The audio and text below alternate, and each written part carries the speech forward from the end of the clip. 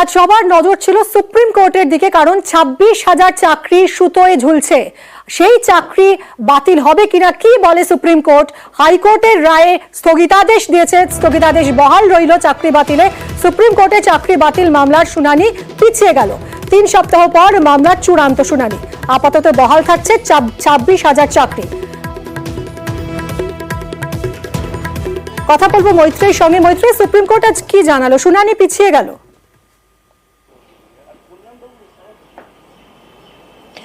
একেবারে মিমি, দেখো আজকে শুনানি পিছিয়ে যায়, অন্ততপক্ষে 3 সপ্তাহের জন্য শুনানি পিছিয়ে গিয়েছে। আগামী 6ই অগস্ট পরবর্তী শুনানি হবে এসএসসি মামলার। এবার এই যে 3 সপ্তাহ, তার মধ্যে কি কি হবে? সুপ্রিম কোর্টের প্রধান বিচারপতি ডিওয়াই চন্দ্রচূড়ের বেঞ্চ আজকে এই আগামী দিনে মামলা কিভাবে চলবে তার একটি গতি প্রকৃতি ঠিক করে দিয়েছেন।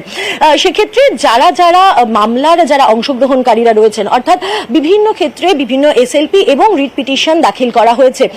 এসএলপি এবং রিট পিটিশন যেগুলি দাখিল করা হয়েছে তাদের ক্ষেত্রে যদি কোনো বক্তব্য থাকে, অর্থাৎ পশ্চিমবঙ্গ সরকার যেরকম একটি পার্টি, এর পাশাপাশি এসএসসি একটি অংশ রয়েছে, যারা চাকরি হারারা রয়েছে, যারা মূল মামলাকারীরা ছিলেন, যারা চাকরি পাননি, যারা মূল মামলাকারীরা ছিলেন, তার সঙ্গে সঙ্গে বিভিন্ন ক্ষেত্রের এরকম 5টি অংশ তিনি ভাগ করে দিয়েছেন এবং তাদের সঙ্গে নোডাল অফিসার হিসেবে বেশ কিছু আইনজীবীকে তারা যোগ করে দিয়েছেন।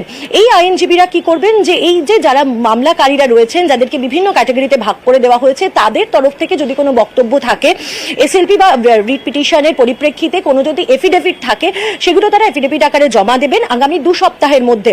এর সঙ্গে সঙ্গে গোটা মামলার একটি টাইমলাইন তৈরি করতে বলা হয়েছে, অর্থাৎ এসএসসি দুর্নীতির যে একেবারে যখন থেকে সূত্রপাত হয় এবং তার পরবর্তীকালে মামলা যেভাবে এগিয়ে চলে তার বিভিন্ন ডেডলাইন, সেগুলো ধরে ধরে একটা টাইমলাইন তৈরি করতে বলা হয়েছে এবং সেই টাইমলাইনও কিন্তু 2 সপ্তাহের মধ্যে কোলাবোরেট করতে হবে। এর সঙ্গে সঙ্গে এসএসসির তরফ থেকে যদি তাদের কোনো বক্তব্য থাকে, তাদের যদি কোনো কাউন্টার আর্গুমেন্ট থাকে, সেই সমস্ত বক্তব্য তারা জানাতে পারবেন। এই 5 অংশের বাইরে যদি কেউ তাদের নিজেদের বক্তব্য জানাতে চান বা তারা যদি কেউ এই মামলার সঙ্গে যুক্ত হতে চান, তারা নিজেদের বক্তব্য 5 পাতার মধ্যে এফিডেভিট আকারে জমা দিতে পারবেন। এর পাশাপাশি গুরুত্বপূর্ণ আরেকটি অংশ হচ্ছে সিবিআই এর তদন্ত কতদূর অবধি চলেছে, অর্থাৎ সিবিআই যে তদন্ত করছে সেই তদন্ত একটি গুরুত্বপূর্ণ অংশ। সেখানে দাঁড়িয়ে আজকে বিকাশ রঞ্জন ভট্টাচার্য এবং ফিরদৌস শামীম তারা দাবি তোলেন যে সিবিআই এর তদন্ত কতদূর এগিয়েছে এবং তাদের কি স্ট্যাটাস সেটাও জানাতে হবে। ফলে সেই নির্দেশও কিন্তু সুপ্রিম কোর্টের তরফ থেকে দেওয়া হয়েছে। এই সমস্ত তথ্য কম্পাইল করার পর এই 2 সপ্তাহের মধ্যে সমস্ত তথ্য কম্পাইল করা হবে এবং তারপর 3য় সপ্তাহের প্রথম মঙ্গলবার অর্থাৎ 6ই অগস্ট পরবর্তী শুনানি হবে। সুপ্রিম কোর্টের মূল লক্ষ্য আজকে কি ছিল? মূল লক্ষ্য ছিল যে এই গোটা মামলা, যেটি বিভিন্ন যার আঙ্গিক রয়েছে, সেই বিভিন্ন আঙ্গিককে একটি নির্দিষ্ট ছকের মধ্যে বেঁধে ফেলা, যাতে মামলাটি বুঝতে এবং মামলাটির হিয়ারিং এ যখন বিস্তারিত হিয়ারিং হবে তখন যাতে সব অংশের কথা যাতে শুনতে পারে সুপ্রিম কোর্ট, সেই বিষয়টি সুনিশ্চিত করা।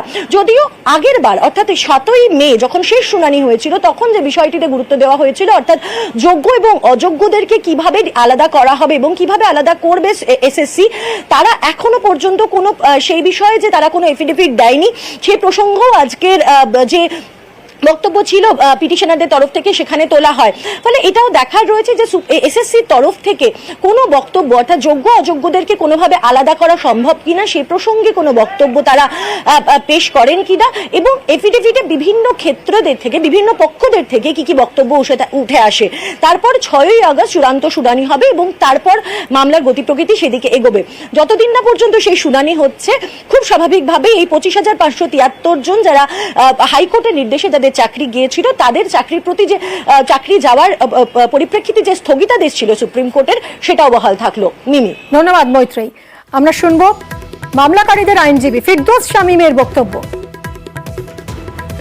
আদালত আজকে গাইডলাইন ঠিক করে দিয়েছেন যে আগামী দিনে কিভাবে শুনানি হবে। আদালত কয়েকটি হেড ভেঙে দিয়েছেন, যেমন ধরুন মূল answering respondent SSC, board, CBI, writ petitioner, যারা এগ্রি পার্টি, তারা প্রত্যেকেই তাদের কাউন্সিলরা তার বক্তব্য রাখবেন। 4 জন যারা অ্যাডভোকেট অন রেকর্ড সুপ্রিম কোর্টে একসঙ্গে বসে কি মডালিটিস গুলো ঠিক করতে বলেছেন এবং কম্পাইলেশন তৈরি করতে বলেছেন এবং একটা লিস্ট অফ ডেট তৈরি করতে বলেছেন এবং আমাদেরকে বলেছেন যে 2 সপ্তাহের মধ্যে যদি আমাদের যেগুলো এসএলপি ফাইল হয়েছে তার বিরুদ্ধে কোনো বক্তব্য থাকলে সেগুলো আমরা দেব এবং মামলাটি 3য়তম সপ্তাহে টুইসডেতে আসবে, অর্থাৎ আগামী 6ই আগস্ট মামলাটি শুনানির জন্য আসবে। আমরা তো প্রথম থেকেই আশাবাদী, আমরা নিরাশা দেখছি না, কারণ আমরা 17 রকম এলিগেশনের মধ্যে আমরা পড়ি না, আমাদের বিরুদ্ধে কোনো কিচ্ছু অভিযোগ নেই। যখন ফর্ম ফিল আপ হয়েছে ফর্ম ফিল আপ করেছি, যখন যেভাবে পরীক্ষা দিতে বলা হয়েছে সেভাবে পরীক্ষা দিয়েছি। আমি পরীক্ষা দিয়ে কি আমি আমার খাতাটা কি গুছিয়ে রাখতে যাব? আমরা চাই আমাদের মান সম্মান আবার সগৌরবে ফিরে যেতে পাই, সেটার জন্য আমাদের লড়াই। আমরা চাই যে পুরোপুরি এসএসসি আমাদের লিস্ট আলাদা করে দেওয়া হোক, আমাদের বিরুদ্ধে এলিগেশন সম্পূর্ণ তুলে দেয়, এটা আমাদের মেনলি আমাদের চাওনা।